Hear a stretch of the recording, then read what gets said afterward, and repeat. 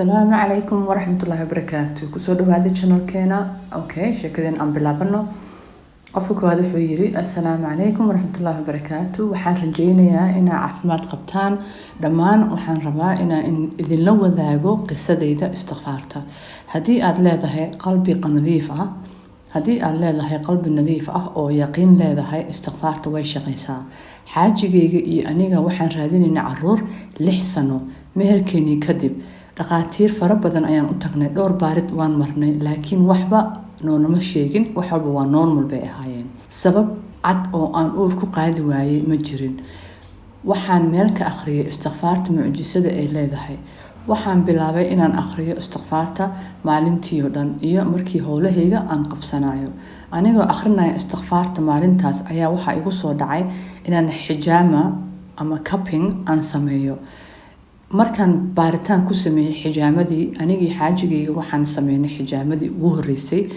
bil ka bacdi uur ayaan qaaday markaas ayaa igu dambeysay xijaamo inaan sameeyo gabadhayda maanta waa inan maasha Allah ugu aqli badan classkeeda xitaa way ka faham badan tahay caruurta ka facweyn subhanallah qofkan labaad wuxuu yiri hadda waxaan ku jiraa kulliyadda caafimaadka oo ku yaal Ingiriiska sanadkayga koowaad waxaan ogaaday in 10% oo groupku ugu sareeyo sanadkayga ay helaan abaalmarin ugu sareyso waxaan isku dayay imtixaankii intii karaankayga ah inaan sameeyo inkastoo aan ku baasay imtixaankii laakiin grade fiican maanan helin number fiican maanan helin sanadkayga labaad kulliyadda caafimaadka salaad walba waxaan ilaahay ka baryayay inuu igu daro ardayda oo 10% ugu sareyso groupka si aan u helo abaalmarin mashquul ayaan ahaa sanadka labaad oo waxbarasho iyo shaqo ayaa isku darsameen sida aan u shaqaysto lacagtii aan waxbarashada ku sii wadan lahaa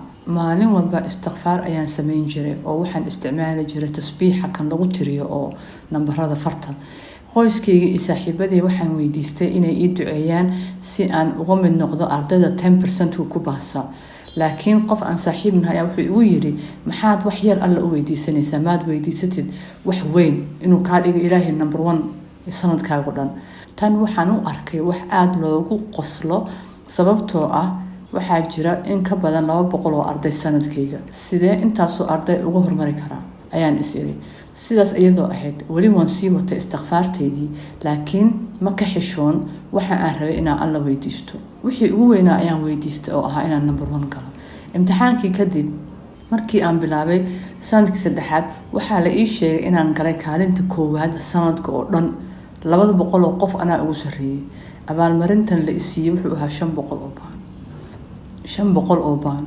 hadda markasta oo dareenkayga hoos u dhaco waxaan dib u xasuustaa waqtigii aan soo maray waxaan is xasuusiyaa in wax kasta suurtagal u yihiin ilaahay subxaanahu wa ta'ala alxamdulillah wax kasto waxay ku jiraan gacanta eebe isagana wax bixin kara waa inaad ilaahay subxaanahu wa ta'ala barida qofka saddexaad wuxuu yiri 2 sano ayaa xaaskayga isqabnay waxba iima dhalin waxay bilowday inay tukato tahajjud iyo waxay kaloo bilowday akhrinta suuratul baqara muddo 3 bilood ku dhow kadib waxay yeelatay uur ee ii dhashay wiil mahad eebe ayaa iska leh ilaahu ii xafid wiilkayga oo mustaqbal wanaagsan sii xaaskayga waxay marar badan weydiisan jirtay Allah subxaanahu wa ta'ala dambi dhaaf istighfaar ducadana way akhrin jirtay yaa akramal akrimiin akrimni qofkan wuxuu yiri xalay waxaan akhriyay anoo shaqada ku jira 500 oo istighfaar ah nuur iyo qabow ayaa qalbigayga soo galay maalintii xigtay maalinta ku xigtay maalintaas 7 subaxnimo waxaan helay $212 oo ka timid meel aan hilmaamay inaan wax ka sugayay subhanallah allahu akbar kan kale wuxuu yiri waxaan la xanuunsanaa walaa iyo depression muddo 8 ilaa 9 sano waxay igu bilaabatay markaan jiray 19 jir laakiin alxamdulillah istighfaar dartiis hadda waan fiicnahay waxaan jeclaan lahaa inaan istighfaar idinkula taliyo qof kasta oo dhibaataysan oo jirooyinkan haysta qofkan kale wuxuu yiri tani waa sheeko ku saabsan gabar caruur la'aan haysatay inantan xaajigeeda waxay isqabeen in ka badan 5 sano wax u wada iskuma dhalin waxa ay booqdeen dhaqaatiir iyo isbitaalo badan oo ay loo sii gudbiyay isbitaallo waaweyn, xitaa dibadda ayay u dhoofeen. wax natiijo oo wanaagsan maysan helin. dhakhaatiirtii waxay aakhirkii u sheegeen inay yihiin madhalays, da-doodana u saamaxayn inay wax dhalaan, micnaheeda dad waaweynay ahaayeen. waxay arrinkan u sheegeen imaamka xaafadda masaajidka. imaamkiina wuxuu kula taliyey inay ku celceliyaan astakfirullah maalintii oo dhan, kadibna ay ku qoondeeyaan ama dhinac u dhigaan 30 daqiiqo ilaa 1 saac ka hor salaada fajrka. waqtigaas ayay istikfaar badan sameeyeen si joogto ah. wixii dambi ahna wuxuu kula taliyey inay ka fogaadaan intii suurtagal ah.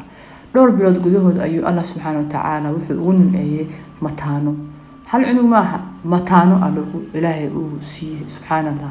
ballankii alla marna ma jabo, maadaama uu yahay weyne awood badan oo naxariis badan. waxaan u jeedinayaa qof kasta oo quusta oo rajo beela inuu ku dadaalo siduu u sameyn lahaa istikfaar, qofkaasoo ku kalsoon qowlka Alle iyo ballankiisa. aamina ma foga inuu Allah subxaanahu wa tacaala kugu manaysto caruur saalix ah haddii aad barido. qofkan wuxuu yiri waxaan sameeyay istikfaar aadaanka fajrka ka hor, waqtiga tahajjudkii ayuu qofkan wuxuu sameeyay adkaarta. Allah wuxuu iigu nimceeyay shaqo iyo family. haddana waxaa Allah ka baryayaa hooy ama guri iyo caafimaad. qofkan kale wuxuu yiraahday, qofkii u dambeeyay, alxamdulillah arrinkan aniga ayay igu dhacday. deyn ayaan la igu lahaa oo dhan 6 laq, waxay u dhigantaa 600,000 oo rupees lacagta hindida ama $7,000 $7,200. waxaan ahaa qof faqri ah oo lacag yar soo gasha. waxaan bilaabay inaan akhriyo saliga nabiga calayhi salaatu wasalaam iyo istikfaarta. aad iyo aad ayay ii caawisay. 1 sano gudahood xaaladeydii way isbedeshay, bilcagsi ayay noqotay. hadda aniga dad badan ku leh lacag oo deyn badan baan dadka ku leeyahay. aniga ilaahay wuu ii nimceeyay.